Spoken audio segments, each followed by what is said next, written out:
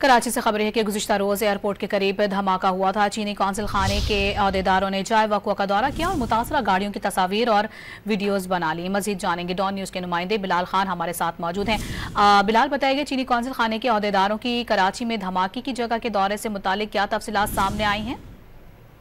जी बिल्कुल, देखिए Karachi airport signal पर धमाके का वाक़या पेश आया था, जिसके बाद आला बलूचिस्तान के हमरा गैर मुल्की हुकाम का जावकों की जानिब दौरा किया गया है। गैर मुल्की हुकाम ने मुतासरा गाड़ियों की तस्वीर और वीडियो बनाई, जबकि कौंसिल खाने के हुकाम ने जावकों पर मौजूद शवाहिद का जायजा भी लिया। पुलिस हुकाम ने वाक़े से मुतालिक तमाम तर हुकाम को आगाह किया, जबकि SSP मलीर काशिफ अब्बासी भी इनके गैर मुल्की जो सफारत खाने के एहलकार थे उनके हमरा मौजूद थे। उन्हें तमाम तर जो जावकुआ है उसका जो शवाहिद मिले उस हवाले से आगाह भी किया है। बहुत शुक्रिया आपका।